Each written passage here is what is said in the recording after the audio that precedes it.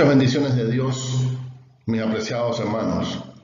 En este momento nos disponemos a comenzar el estudio de la segunda epístola de Pablo a Timoteo. Pablo comienza esta epístola mencionando el gran aprecio que le tenía a Timoteo. Evidentemente, Timoteo, por el tono con que empieza a hablarle Pablo, estaba necesitando palabras de reafirmación. Y si venían por boca de su padre espiritual, entonces era más excelente. Así que esta es la segunda epístola a Timoteo. Recordemos que ya hubo una primera epístola al mismo siervo, colaborador de Pablo, Timoteo, y ahora Pablo debe enviarle una segunda, ¿verdad? Hay una serie de cosas que el apóstol quería mencionarle a Timoteo. Esta epístola la escribió el apóstol y la envió poco tiempo después de haber escrito la primera a Timoteo. Había una gran preocupación del siervo de Dios respecto a las iglesias de Éfeso, los hermanos de Éfeso, por lo cual él se siente inspirado por Dios, se siente motivado y siente que es una necesidad escribir para poder seguir pastoreando a esas ovejas a través de su fiel discípulo y también un tremendo siervo de Dios, el hermano Timoteo. Tema de segunda a Timoteo: la consagración de Timoteo al ministerio. La carta estuvo motivada por la preocupación de Pablo en torno a las necesidades de Timoteo, así como por las suyas propias. Le recordó a Timoteo sus responsabilidades y le amonestó para que se entregara de todo corazón al trabajo. Pablo también necesitaba algunos efectos personales, 4:13, y en su soledad deseaba ver a Timoteo y a Marcos, 4:11. En este documento dirigido a líderes de las primeras iglesias cristianas, el propósito de Pablo fue poner por escrito las cosas más importantes que un pastor o líder religioso debe ser y debe hacer. Todo está sintetizado en el versículo 4, capítulo 4, versículo 5. Esta carta fue escrita entre 63 y 67 después de Cristo. Así que esta carta cae dentro de las epístolas carcelarias. Es una epístola pastoral porque es dirigida a un pastor, pero también fue escrita desde la prisión. ¿Sí?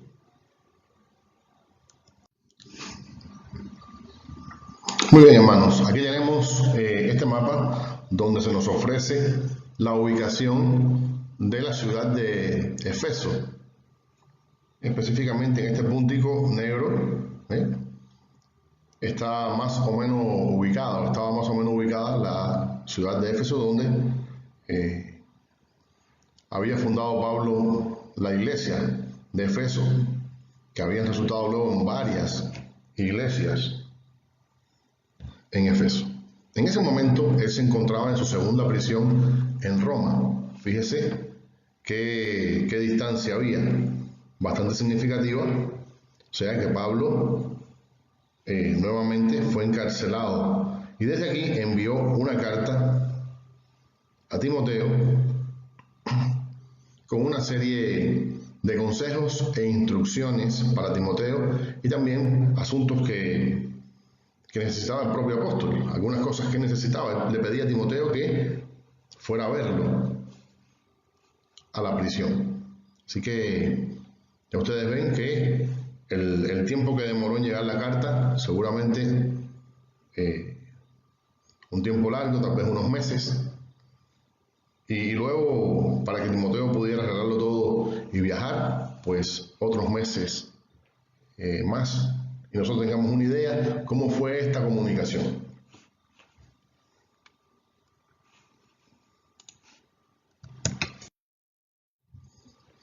Pablo le escribe elementos importantes a Timoteo que le ayudarían a enfrentar todo tipo de vicisitudes y situaciones en medio de la compleja labor pastoral. La oración intercesora de un padre espiritual, ¿verdad? Él le plantea a Timoteo, como lo hacía con todas las iglesias y con todos sus hijos espirituales, que él oraba por él y rogaba por él. Además le exhorta a avivar el fuego del don de Dios que hay en él. Versículos 6 y 7. El Espíritu Santo nos llena de valor y de nuevo para hacer la labor que nos ha sido encomendada. Nos llena de poder, de amor, de dominio propio. Son muy diversas las circunstancias en las que se enfrenta un ministro para poder ejercer el ministerio. Necesitamos el poder del Espíritu Santo.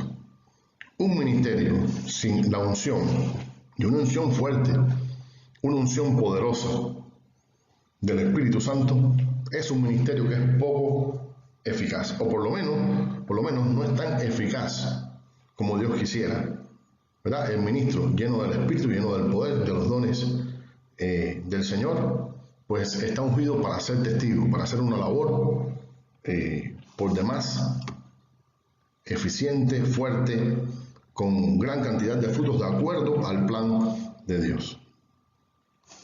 Así que Pablo ora por Timoteo y además le exhorta a que siga desarrollando su ministerio y que lo perfeccione, que avive el fuego del don que hay en él, ¿verdad? Que siga sirviendo a Dios y que se llene del Espíritu Santo. Además, el Espíritu le da poder, el Espíritu le da amor, el Espíritu le da dominio propio, le da valor para poder llevar a cabo una gran labor. El llamado a no avergonzarse del Evangelio. Versículos 8 al 11.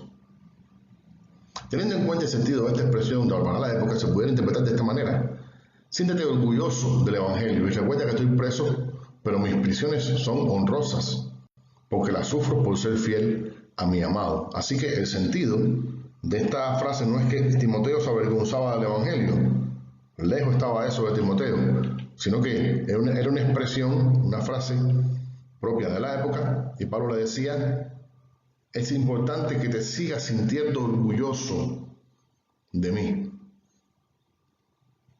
Yo que soy preso del Señor. Fíjense que no soy preso de las autoridades romanas, no soy preso, no, soy preso del Señor. El mismo poder que actúa en nosotros para salvación actúa para darnos valor, entereza en medio de las aflicciones que podamos enfrentar, porque es el Espíritu Santo quien nos fortalece y quien nos unge. Pablo se coloca como ejemplo de sufrimiento por causa del mensaje de Jesucristo. Esto era inspirador para Timoteo. Versículo 12. Porque nosotros tenemos que darle el ejemplo a nuestros seguidores, a los hermanos de la iglesia que caminan con Dios, que caminan con Cristo, que caminan con el Señor.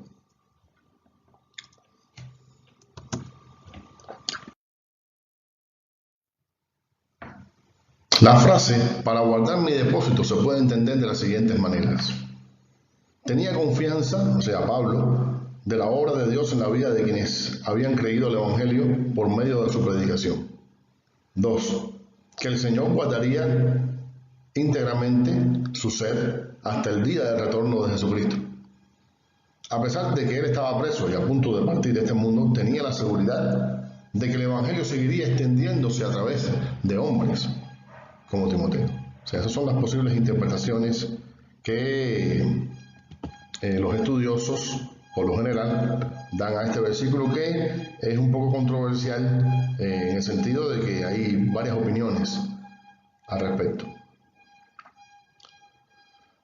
Versículos 13 y 14. Timoteo estaba en pleno proceso de transición. Ya dentro de no mucho tiempo, Pablo no iba a estar más, y él debía entonces de ser el relevo idóneo para preservar el tesoro recibido. Había sido el discípulo brillante del apóstol, sin embargo, ya era tiempo de utilizar todos los recursos espirituales que le habían sido enseñados. ¿Verdad? Timoteo ya hacía tiempo que estaba un tanto solo, ¿verdad? Habían sido encomendadas el cuidado de varias iglesias. Y específicamente Pablo lo había dejado frente de Efeso, que era un trabajo realmente difícil, arduo. Y el contacto que tenía él con el apóstol no era mucho, ¿no? Si acaso por medio de cartas y demás. Pero no obstante, estaba vivo, físicamente hablando, su padre espiritual, su apóstol, el siervo de Dios Pablo. De ahí en adelante, dentro de no mucho, iba a tener que Timoteo encargarse de todos los asuntos solo. ¿Ok? Ya no iba a volver a recibir ninguna otra carta de Pablo. Ahora tenía que recordar todo aquello y retener que Pablo lo había enseñado y depender, como siempre debió hacerlo, ¿no? Y siempre lo hacía, del Señor Jesucristo, de la guianza de Dios, la guianza del Espíritu Santo.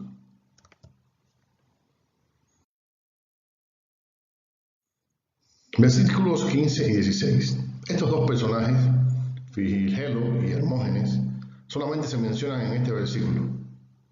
Estos abandonaron a Pablo, ¿verdad? Y Pablo aparentemente lo dice, lo informa a Timoteo, está diciendo que está prácticamente solo, si no solo.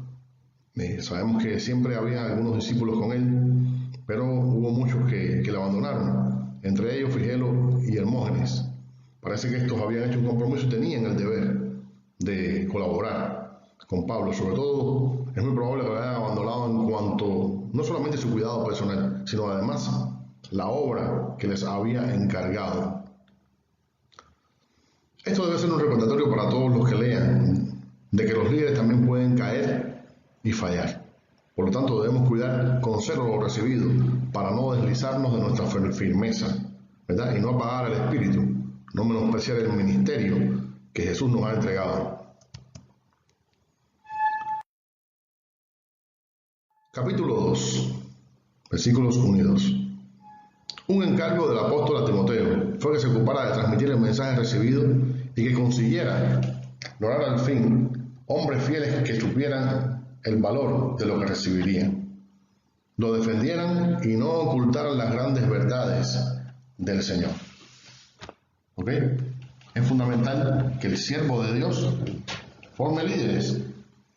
Todo siervo de Dios está llamado a formar líderes, no solamente los pastores, sino todo servidor debe dejar un relevo y un legado. Y en cualquier área de la iglesia en que usted lidere, sea con los niños, sea con los adultos, con los jóvenes, con las artes, con el servicio a los hermanos en la cárcel, audio, con la ayuda a los pobres, debe formar otras personas que tengan un sentir semejante al suyo, que el Espíritu los llame, ¿ok? Y usted los forme para que ellos sigan ejerciendo el ministerio cuando usted ya no esté, por la causa que sea. Este es un principio bíblico de perpetuar el liderazgo a través de la transmisión del conocimiento, del ministerio, a través de la enseñanza de un oficio, ¿verdad? Primeramente tiene que haber un llamado del Señor y segundo, entonces una enseñanza por un maestro para que la persona pueda ser entrenada en el ministerio. Versículos 3 al 7, Pablo ahora compara el ministerio con el ejército y a Timoteo con un soldado. Acá Pablo compara el ministerio con los oficios de agricultor, atleta y soldado. Todos ellos deben hacer sacrificios para alcanzar metas. El que labra la tierra debe tener paciencia a que germine el fruto. Los atletas deben poner mucho empeño en preparación. ¿Ok? Y el soldado debe tener una gran disciplina. El ministerio es semejante, porque hay que ser constante en todas las cosas. La oración, la palabra, el cuidarse de uno mismo, el enseñar y procurar no pagar el don que Dios nos ha entregado. Pablo declara en el 8:13 que ha estado dispuesto a sufrir por el Señor y aún está siendo tratado como un malhechor, que no lo era. Era un hombre santo, puro, era lo mejor que había sobre la tierra, ¿verdad? Porque tenía a Jesucristo con él y Jesucristo lo estaba impulsando. Hombres como Timoteo, los cristianos en general, que son consagrados al Señor. Y él decía que está dispuesto a sufrir por el Señor hasta como malhechor, así como también sufrió Jesucristo como si fuera un malhechor, siendo el santo, el justo, el sublime. Las recompensas de los que sirven al Señor, dice, si morimos, viviremos, si sufrimos, reinaremos, si le negáramos, Él nos negará, pero si somos infieles, Él permanecerá fiel, porque el Señor no puede negarse a sí mismo. Él es así. Esta es la seguridad que tenemos, por eso servimos al Señor, porque el Señor siempre nos sostiene, y si morimos, entonces tenemos esperanza. Él nos consuela en las dificultades, y Él permanece fiel en todo momento. Así que nosotros debemos sentirnos siempre orgullosos y tener la cabeza bien en alto, siempre, porque somos hijos de Dios, cristianos, y somos siervos de Dios. Las credenciales de un obrero, versículos 14 a 26. No ser contencioso. Versículo 14. Ya acerca de esto le habría hablado en 1 Timoteo. Segundo, usar bien la palabra de Dios. 15 al 18. La palabra de Dios tiene su propósito, tiene un propósito, tiene que ser bien interpretada, y todo esto tiene que ver también con el asunto de la doctrina, la falsa doctrina. El obrero tiene que usar la palabra de Dios legítimamente, tiene que usarla de acuerdo a lo que enseña ella. No puede el obrero decir una cosa que la palabra de Dios no lo dice, tiene que estudiarla, ¿verdad? Y tiene que emplearla de acuerdo a la sabiduría que Dios da, la sabiduría que en ella misma hay, la palabra de Dios. Integridad y santidad, 19 al 23, es otra de las credenciales de un obrero. Debe ser íntegro en todas sus cosas, y debe ser un hombre santo, alguien santo, una mujer santa, de Dios, que se separe para el Señor, y que sea íntegro en todos sus asuntos, en todos los aspectos del ministerio. No queremos decir que sea perfecto, pero que sí vaya creciendo y evolucionando hacia lo mejor, hacia la madurez. Un maestro lleno de sabiduría, versículos 24 al 26. Así es como debe ser un obrero del Señor, una persona que viva tanto para Cristo y conozca tanto la palabra de Dios y la estudie, que llegue a ser un maestro lleno de sabiduría, no solamente porque tiene un llamado, y tiene una facilidad y un don dado por Dios, sino porque también tiene una trayectoria, un caminar con Cristo, un caminar también en el liderazgo. Capítulo 3, versículo 1. Peligrosos, griego, chalepos, ásperos, salvajes, difíciles, dolorosos, fieros, dañinos, duros, letal.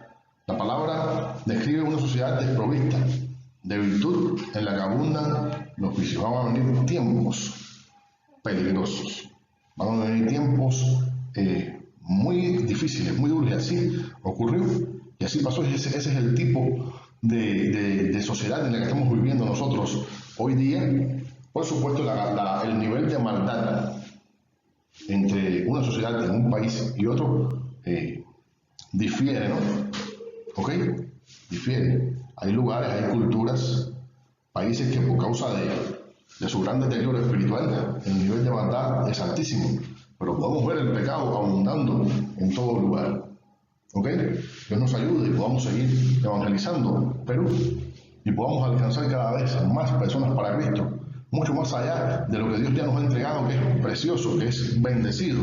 Pero tenemos mucho que hacer y muchas almas por salvar allá afuera, no solamente en Perú, sino fuera de nuestro contexto nacional. El carácter de los hombres en los postreros tiempos, un tema muy importante. También debes saber esto, Timoteo, que en los postreros días vendrán tiempos peligrosos. La palabra postrero puede referirse a los últimos días de la historia, como también a los días siguientes a Pablo y Timoteo. Por supuesto que, como ya hemos dicho en otras ocasiones, los días postreros son aquellos que comprenden entre la ascensión de Jesús hasta el retorno de Jesús. Esos son los días postreros, los últimos días de la historia, el último tiempo, la última etapa, la última era de la historia humana, que van desde la ascensión hasta la segunda venida. El Señor les dijo, como me vieron irme, así ustedes van a verme retornar. ¿Ok? Entonces son los días en que estamos aguardando la llegada del Señor. Pero también se refiere más específicamente a los eventos del fin. Ya los últimos eventos profetizados en la palabra de Dios acerca del fin, que comienzan con el rapto, arrebatamiento de la iglesia, lo cual estuvimos ya viendo en segunda a los tesalonicenses. ¿Ok? A veces las expresiones proféticas como esta tienen doble cumplimiento, algunas veces hasta triple. Uno en un futuro cercano y otro en un futuro lejano. La razón es que el mensaje era primero para los contemporáneos de los profetas o de los apóstoles que lo dieron, y a la vez para las siguientes generaciones. Sin dudas, este pasaje tiene estas características, esta profecía de Pablo tiene estas características, tanto para el tiempo en que se escribió, como para nosotros hoy día y para los que nos van a suceder si Cristo no viene antes. Primera de Pedro 1:10 al 12 y 1 Corintios 10:11 también son ejemplos de esto que estamos hablando.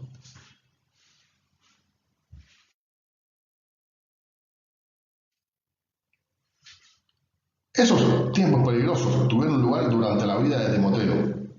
También se manifestaron durante la Edad Media en la corrupción de la iglesia. La palabra postero tendrá su pleno cumplimiento cuando se acerque el fin del mundo y se manifieste el Señor en su segunda venida. En ese postrer tiempo se multiplicará la maldad. Mateo 24:12. Además, de último, Mateo 5:26, postrero es hatos.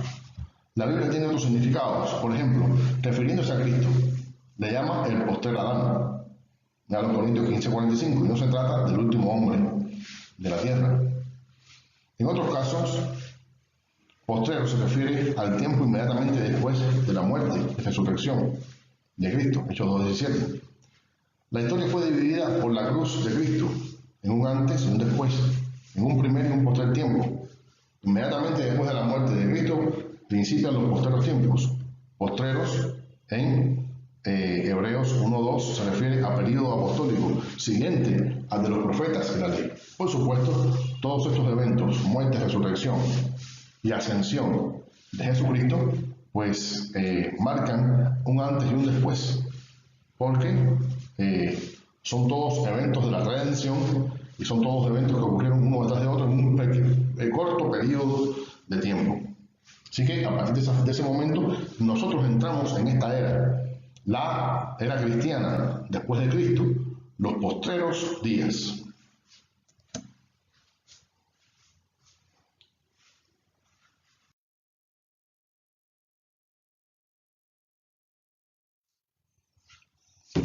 Esos tiempos van a ser peligrosos ¿por causa de qué? Por causa del carácter de los hombres. Por eso es que van a ser peligrosos los tiempos, por la gente, la maldad, la multiplicación de la maldad de la gente. Van a haber personas avaras, vanagloriosos, soberbios, blasfemos, desobedientes a los padres, ingratos, impíos. Todos estos tipos de personas van a existir y por eso es que va a ser muy peligroso, sobre todo para los cristianos, para toda la humanidad, pero sobre todo para los cristianos, poder vivir su fe y comunicar su fe tal y como Jesús nos ordenó. La Biblia nos describe a estos hombres como si fueran insaciables con respecto a la maldad, que nunca se sacian, le faltan el respeto a Dios, arrogantes, blasfemos, groseros, rebeldes, que no reconocen la necesidad de dar gracias por favores recibidos, impíos y irreverentes. Y este es el tipo de personas que estamos viendo hoy día. Por supuesto, los ha oído siempre, pero hoy parece que están multiplicándose en el mundo entero. ¿Ok? Pero nosotros sigamos adelante con toda la fe puesta en el Señor, que el Señor nos fortalece y nos da sabiduría para tratar con ellos. Traidores, impetuosos, infatuados, amadores de los deleites, más que de Dios, renuentes a las cosas santas y de la piedad. ¿Ok? Traicioneros, violentos, infatuados, envanecidos, infieles,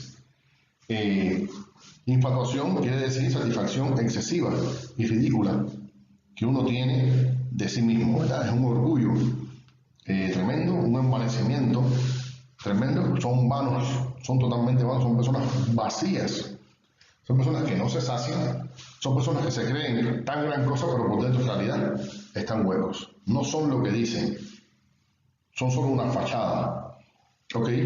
Pero sin duda son personas peligrosas, de los cuales tenemos que cuidarnos para no enredarnos con ellos y no enredarnos en sus pecados, en sus blasfemias y en toda su tendencia pecaminosa. Pero tendrán apariencia de piedad, muchos de ellos van a tener apariencia de piedad, sin embargo van a negar la eficacia de ella. ¿Por qué? Porque sus hechos, sus actos van a negar. Ellos no creen verdaderamente que se deba ser piadoso, sino todo lo contrario. Es simplemente una apariencia de piedad. ¿Ok?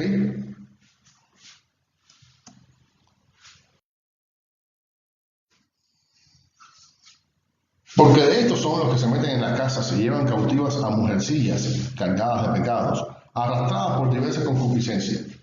Estas siempre están aprendiendo y nunca pueden llegar al conocimiento de la verdad. Así que estos falsos maestros no solamente tienen estas características que hablamos, sino que dentro de ellas también Pablo menciona específicamente una ahora, y es que estos hombres seducen a mujeres llenas de pecado. Se meten en las casas y comienzan a cometer pecados de este tipo, ¿verdad? Que tienen que ver con lo sexual, con lo sensual, con lo romántico, si pudiera llamarse de alguna manera, con el enamoramiento, con el casamiento, este tipo de cosas. Y por supuesto, van detrás de personas, de mujeres que son indecentes. ¿Ok? Porque si fueran decentes, no caerían en este tipo de cosas, ¿verdad? Porque el indecente busca al indecente y el perdido busca al perdido. Porque ¿cómo van a andar dos juntos si no estuvieran de acuerdo? Pues esta es una de las cosas que debería tener en cuenta Timoteo, ¿verdad? La bajeza en cuanto a principios de este tipo de personas. Estos falsos maestros tratarían de entrar en las casas y plantar su falsa doctrina, cuando vieran que la iglesia no les diera espacio para sus desviaciones y falsedades religiosas. Luego intentarían impresionar a mujeres que no tuvieran una limpia conciencia. Concupiscencia, epitumia, un deseo desmedido o desordenado. Los deseos son buenos, parte de la naturaleza que Dios nos dio para disfrutar de su creación. Comer, dormir, placer de todo tipo, el descanso. Sin embargo, comer desordenadamente es glotonería. Desear mucho descanso es ordenacionería. Desear el placer carnal fuera de matrimonios, fornicación, adulterio. Desear placer carnal fuera de natural es lascivia. Y todo contribuye a la concupiscencia. ¿Ok? Una persona, aquí podemos mencionar también una persona que es excesivamente grosera, que es excesivamente mentirosa, que es avara. ¿Ok? Entonces, procura vivir de los demás y estafa. Bueno, todos estos pecados que son listas, de las cuales Pablo da varias en sus epístolas y aquí también nos habla acerca de ellas. Todos estos son características de los hombres en los posteriores días y de ellos muchos falsos maestros que tienen estas características y que son un grave peligro dentro de las iglesias. A estos hay que enfrentarlos y hay que refutarlos.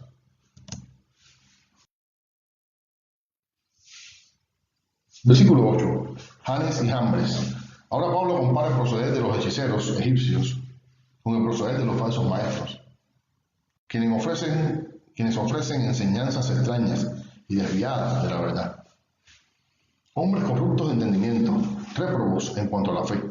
Son hombres que se han convertido en enemigos de la fe cristiana, pero que emplean con mucha astucia la artimaña del error. O sea, no quiere decir que estos falsos maestros son unos burros y que no saben absolutamente nada. No, son personas inteligentes. Muchos de ellos, hay quien sí es una persona de poca preparación. Pero muchos de ellos son personas muy inteligentes, que tienen mucha capacidad, algunos de ellos hasta estudiados y todo, y que presentan una serie de argumentos que parecen que son verdaderos, porque están mezclando mentira con verdad. ¿Ok? Por tanto, se necesita refutárseles por medio de la palabra de Dios. Porque son hombres que ya, son personas que han tergiversado tanto en su mente la verdad que creen la mentira. Ya han creído a la mentira y la consideran verdad y procuran probarla de cualquier modo, ¿verdad? De cualquier manera, sea un testigo de Jehová, sea musulmán, sea un hindú, quien sea un judaizante que está procurando penetrar en la iglesia, como hay muchos por ahí ahora en este momento, están reprobados, condenados a las penas eternas. Mas no irán más adelante porque su insensatez será manifiesta a todos. Como también la fue la de aquellos, tanto Janes y Jambres como los falsos maestros del tiempo de Pablo como los de ahora, al final demuestran lo que son insensatos, que su vida no da testimonio de lo que hablan. Hay una contradicción entre lo que dicen y lo que hacen. Son corruptos de entendimiento y son corruptos también espiritualmente. Pablo ejemplifica el asunto de los falsos maestros con los hechiceros. De la misma manera que ellos llamaron la atención y crearon todo un espectáculo para persuadir a muchos, pero que al final fueron desacreditados y desenmascarados. Esto va a pasar con los falsos maestros, tanto cuando se les refute con la verdad, como cuando lleguen al día del juicio. Estos serán condenados y serán desenmascarados. Versículos 10 al 17. La doctrina y la conducta son inseparables. De la manera que hemos recibido del Señor Jesucristo, debemos andar en él, como declara Pablo en otra de sus epístolas.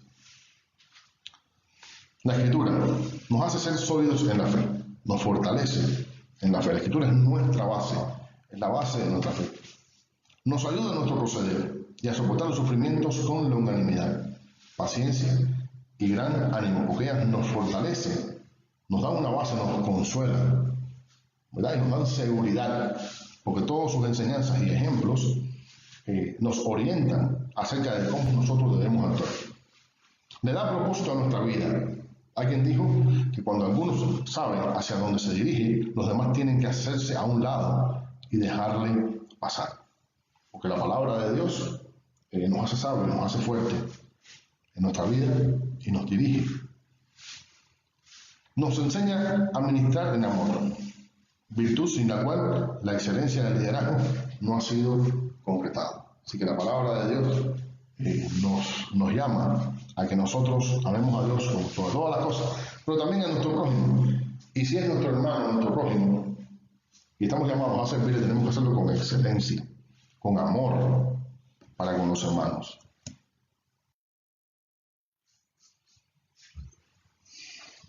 Instrucciones para ejercer el ministerio, 4:1-8. Responsabilidades de Timoteo. Predica la palabra y no otra cosa. Él le dice, predica la palabra. ¿A qué palabra se refería Pablo? Pues se refería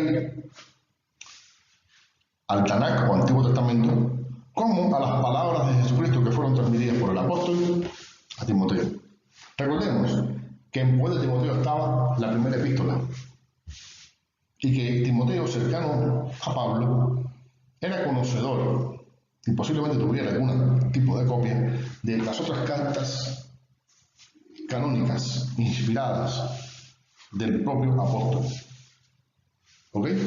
Así que contaba con todo el escenario para poder enseñar la palabra de Dios a tiempo y fuera de tiempo, o sea, en todo momento, en todo lugar. No quería decir que Timoteo hiciera cosas locas y en momentos inapropiados, sino que fuera constante en predicar la palabra.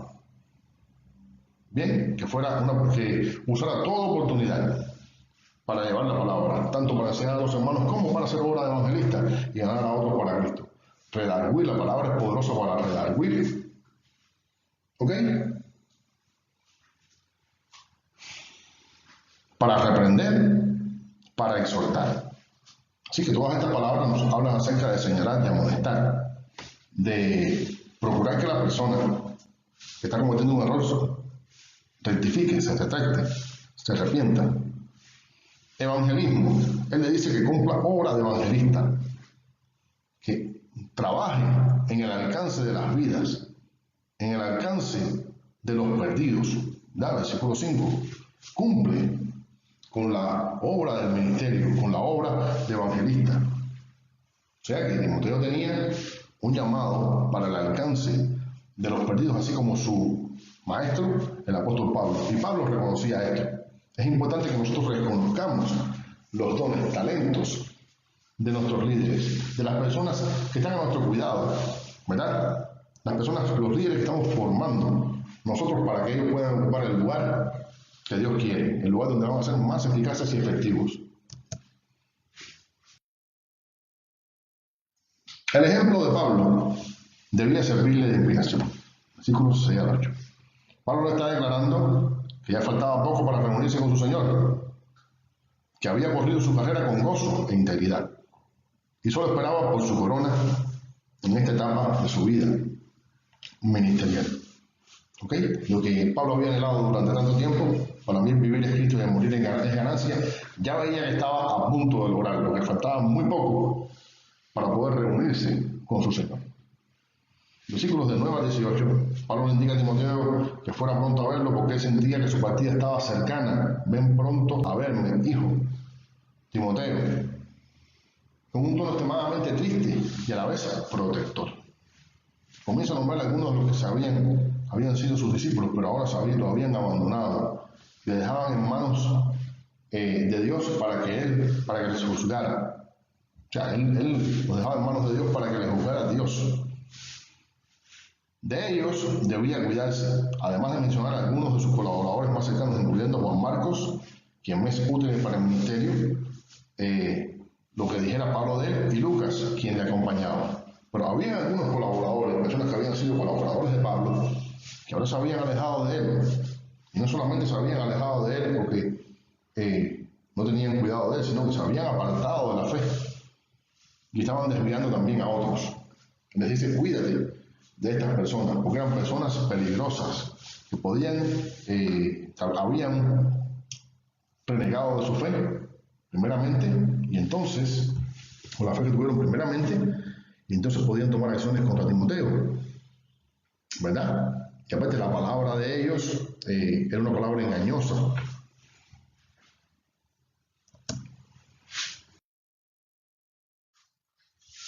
Versículos 16-17. Pero el Señor estuvo a mi lado y me dio fuerzas para que por mí fuese cumplida la predicación y que todos los gentiles oyesen.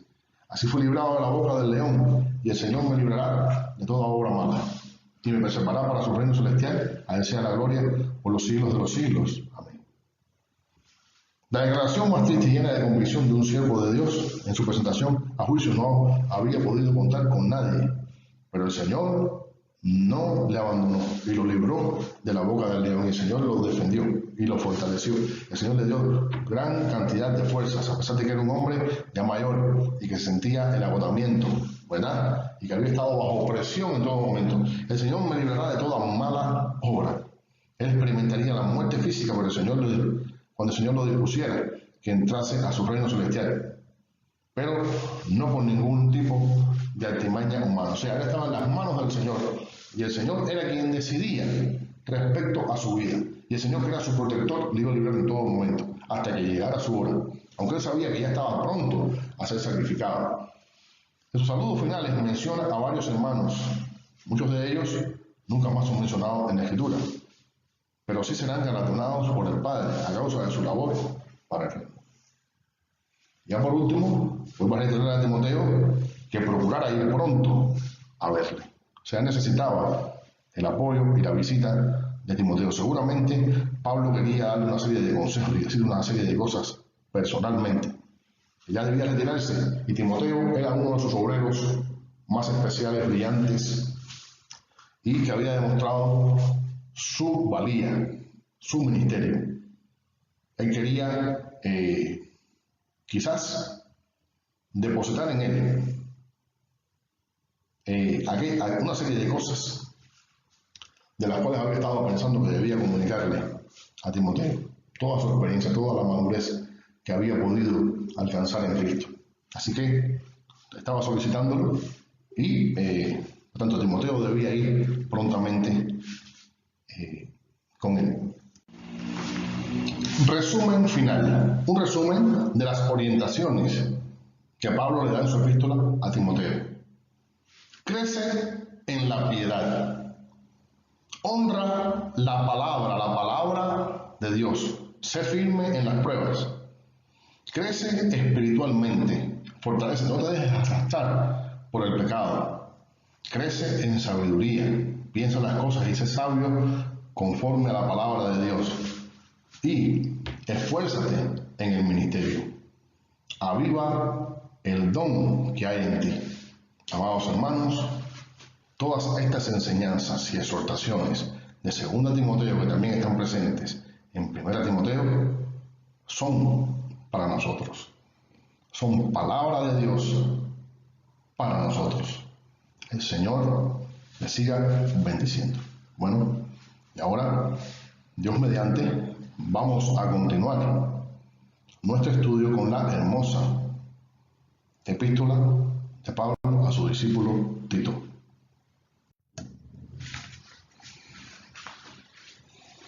Tito, la epístola de Pablo a Tito, el brillante discípulo, un discípulo de un carácter muy fuerte, a quien Pablo le habla muy directamente y le ordena cosas, sabiendo que este hombre con su carácter va a entender exactamente lo que le quiere decir. ¿Verdad? Pablo le habla conforme a como Tito lo necesita.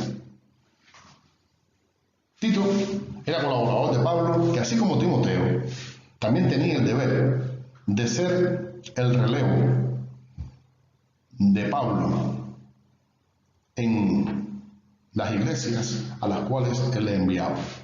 Específicamente, ahora estaba dando la responsabilidad de que trabajara en Creta.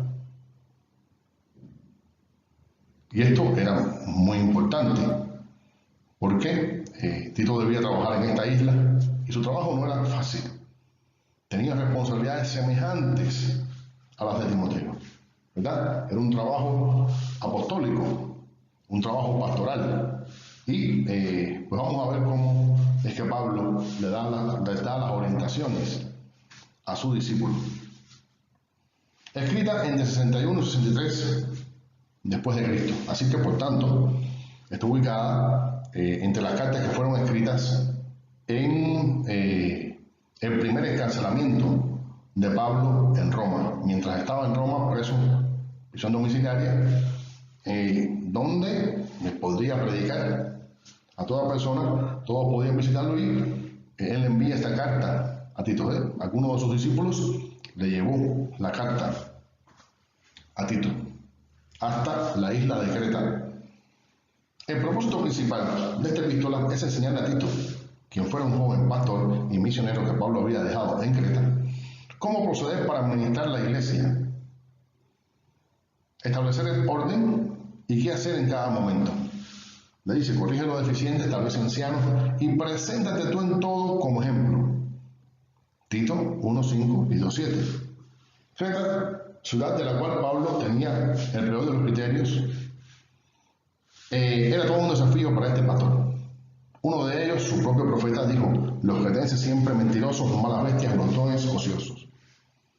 Tito fue pastor y misionero. Era de nacionalidad griega, según nos dice Pablo en la epístola a los Gálatas.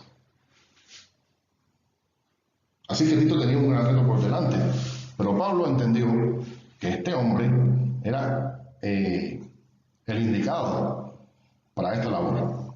¿Verdad? No era otro de sus discípulos, no era otro de sus colaboradores, no Timoteo, no Marcos, no alguno de los otros que colaboraban con él y que los había entrenado. Este hombre era la persona para este lugar. Y vamos a entrar ya en materia. Bueno, aquí podemos observar la ubicación de la isla de Creta. Pablo lo envía ahí para la supervisión y corregir una serie de cosas que eran importantes dentro de la iglesia. Recordemos que Pablo tuvo parte de su accidentado viaje hacia Roma, pues estuvo bordeando Creta y estuvo en cierto momento en uno de los puertos de Creta. Así que esta es esta isla que está por acá y Pablo estaba en Roma, prisionero, su primera prisión, y le envía la carta a su buen discípulo y colaborador Tito. Capítulo 1, versículo 1. En las salutaciones tenemos que hacer notar que Pablo se autotitula siervo de Dios y apóstol de Jesucristo, lo cual denota la confianza con Tito, o sea, la confianza que tenía con Tito, el apóstol, y la intención de Pablo de hablar con un lenguaje directo y sin rodeos. O sea, Pablo tenía la autoridad y le iba a dar órdenes. Debemos notar que la carta no es grande, sino que es más bien breve.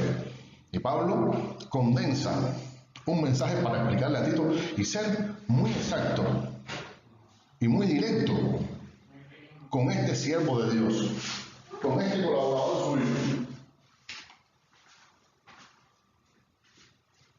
Habla acerca de la encomienda de la predicación del Evangelio que le ha sido entregada.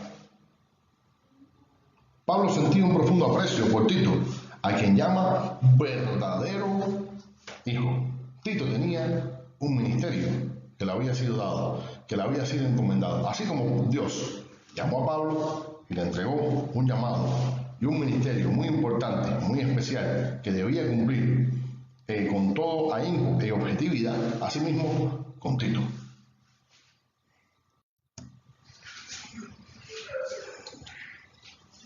Versículos del 5 al 16, capítulo 1. Instrucciones a ejecutar en la congregación.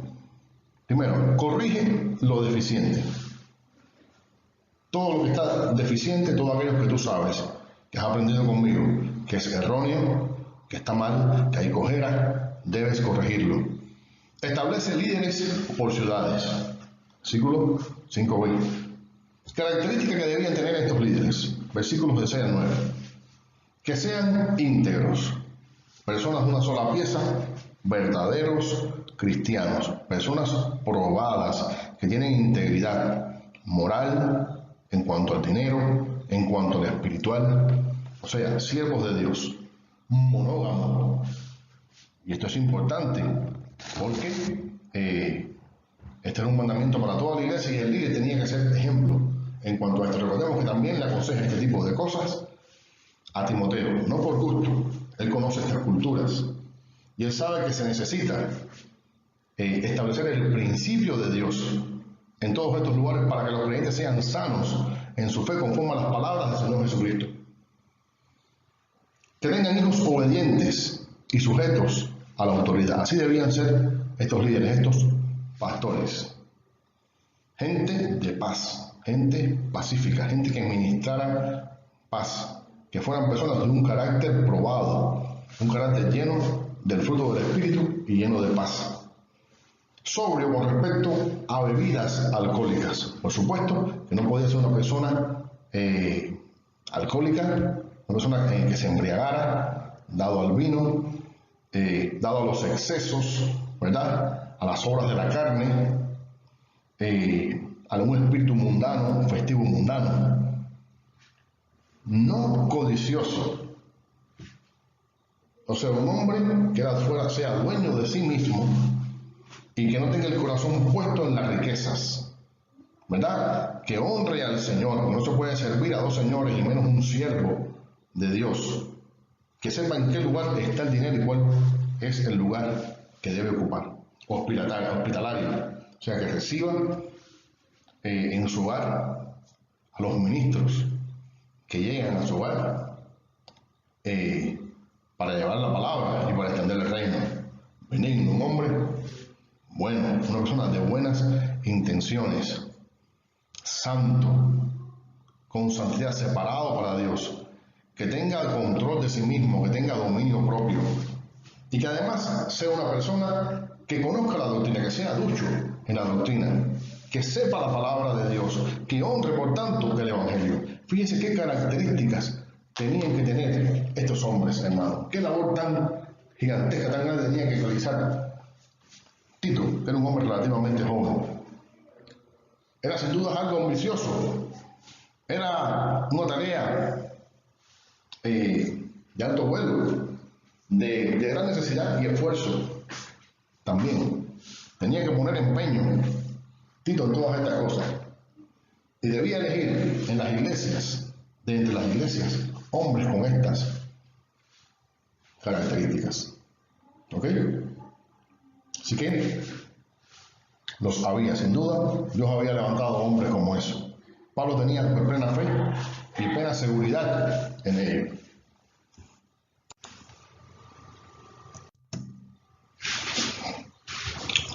Otra cosa que le ordena: frena a los rebeldes, a los habladores de vanidades y engañadores, que se manifiestan ososamente, estafando a las familias con deseos de ganancias deshonestas, los falsos maestros que crean divisiones. Características de los rebeldes, ¿verdad? De los que causan divisiones, de los falsos maestros, mentirosos,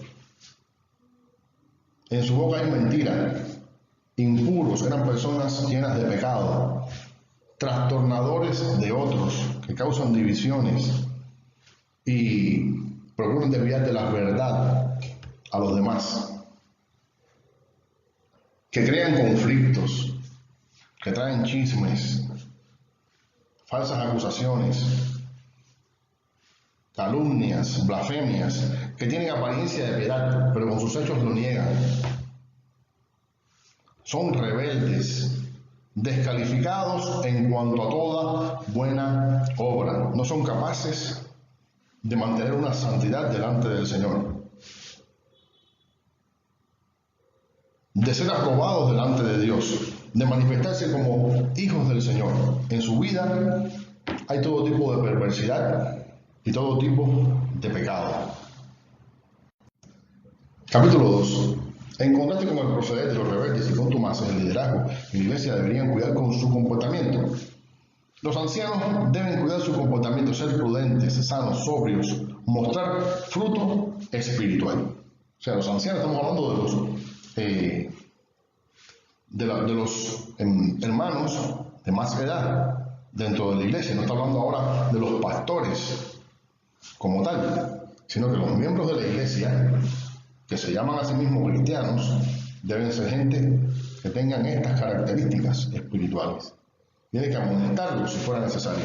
Las ancianas que sean modestas, sobrias, prudentes, con sus palabras, maestras del bien, que eduquen a las nuevas generaciones de mujeres. O sea que todos estos tienen que tener altos estándares espirituales y además tienen que ser ejemplos de los demás. Los jóvenes deben obrar con prudencia, siguiendo el ejemplo de Tito. O sea, Tito era un hombre relativamente joven, ¿verdad? Y debería ser el ejemplo de los demás. Por tanto, Tito era un gran ejemplo, hermano. Era un siervo de Dios, no era un hombre considerado mayor, era un hombre, como te digo, relativamente joven, y los hermanos debían seguir el ejemplo de él. Tenían que obrar con prudencia, comportarse en sus vidas conforme a la prudencia que nos indica la palabra de Dios. A los siervos que se sujeten a sus amos. Una vez más, toca Pablo en una de sus epístolas el tema de la esclavitud. Debemos entender que el Evangelio no quería traer una revolución social, sino una revolución espiritual, que a la larga trajo también una revolución social, ¿verdad? Porque cambió los corazones, las mentes, la forma de pensar de la sociedad. Pero era importante que los siervos que estaban bajo la institución de la esclavitud dieran buen testimonio a sus amos.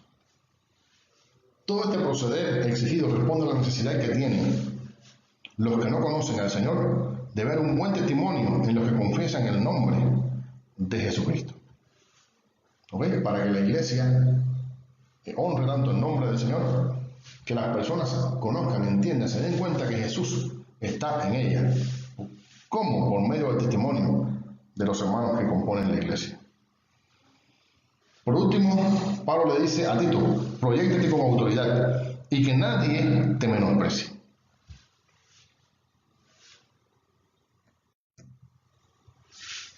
Deberes sociales. Primero, respeto y sujeción a las autoridades. Versículo 1, ¿verdad? Porque Pablo nos dice que las autoridades persiguen al malhechor y honran, dan honra al que actúa correctamente, al que es de bendición para la sociedad. No deben ser difamadores, no deben ser contenciosos. Los hermanos, los cristianos, deben tener o dar un buen uso a sus palabras, a su lengua, y deben controlar este aspecto. ¿Ok? Y Pablo le habla específicamente para esta iglesia. ¿Ok? Los hermanos deben cuidarse de este tipo de pecados. No deben ser contenciosos, personas que están siempre en pleitos y peleas. Hemos sido justificados por la gracia de Cristo, versículos 3 al 7. Por la gracia hemos sido rescatados de nuestra manera de vivir, que era vana. Por la gracia hemos sido regenerados, llenos del Espíritu Santo, y estamos siendo justificados y heredamos la vida eterna. ¿Ok? Dios nos ha dado a todos los cristianos, le decía Pablo a Timoteo, que le enseñe a la iglesia que Dios nos ha rescatado de la vana manera de vivir que teníamos antes, llena de pecado, de este tipo de cosas, de difamación, de irrespeto, de pecados, de todo tipo, de pelea, de contención y demás. Así que es importante que la iglesia dé testimonio. Orientaciones a Tito 12:14. Ir al encuentro de Pablo en el invierno, que sea hospedador con los siervos de Dios, que enseñe a los hermanos a ser generosos, hospedadores, para que sean fructíferos. Y, bueno, en este caso, Pablo se despide de Tito. Dice: saludos a los que nos aman en la fe, le dice Pablo. Resumen final de la epístola de Pablo a Tito. Permanece sin fluctuar en la gracia de Dios. Obedece a las autoridades civiles. No permitas calumnia contra nadie. Que los creyentes vivan en paz con todos los hombres. Enfrenta a quienes crean divisiones, pero no contiendas. No contiendas con ellos. ¿Ok? Designa a pastores preparados, probados, de buen testimonio y de un alto nivel espiritual.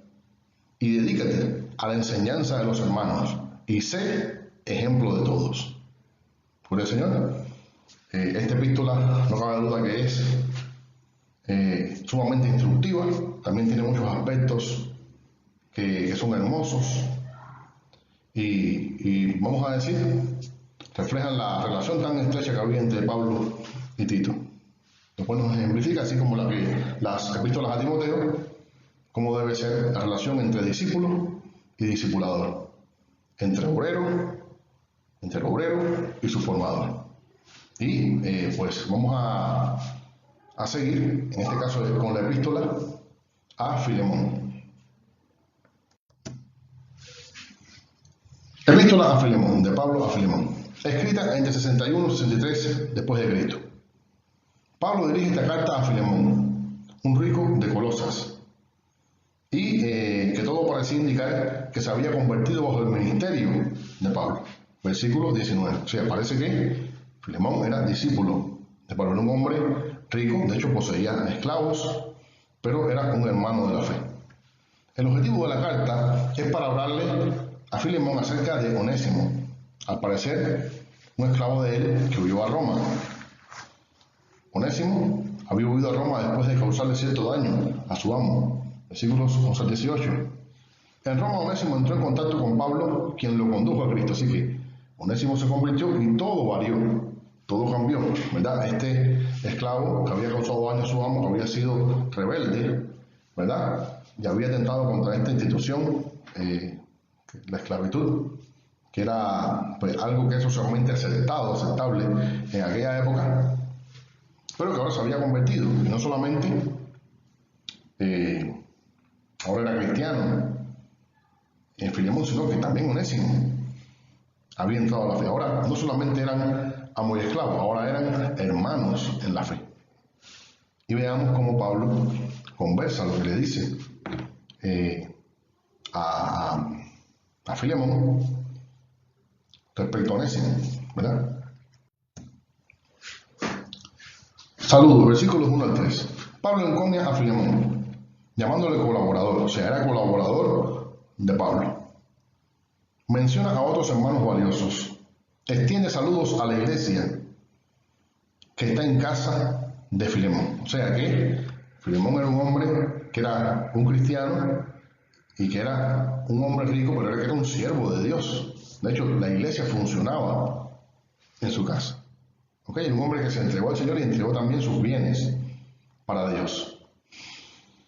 El testimonio de Filemón era causa de gozo y consolación para el apóstol. Versículos 4 al 7. Porque era un hombre verdaderamente convertido, verdaderamente tocado por el Espíritu Santo, verdaderamente cristiano.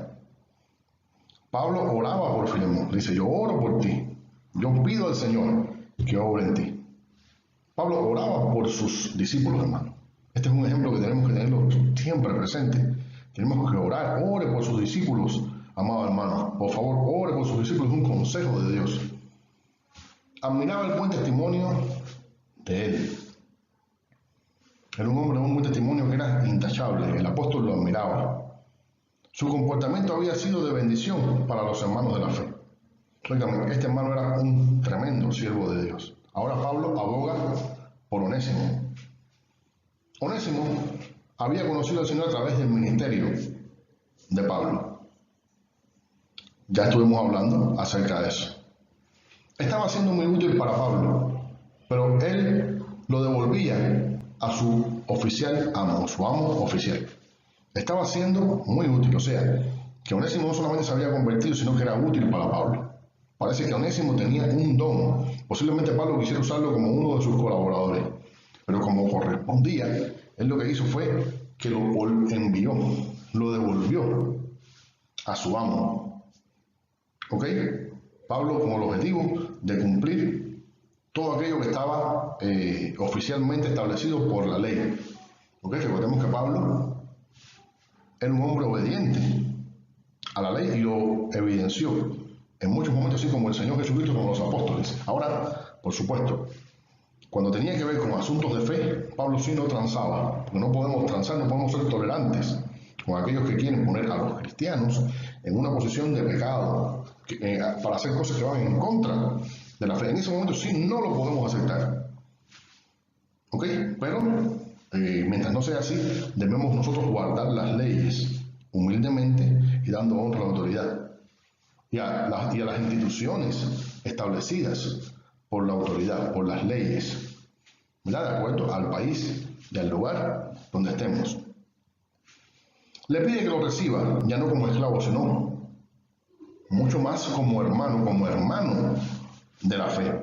Ahora recíbelo como un hermano en Cristo. Pablo hace uso de la amistad que tiene con Filemón para que le perdone el error a Onésimo.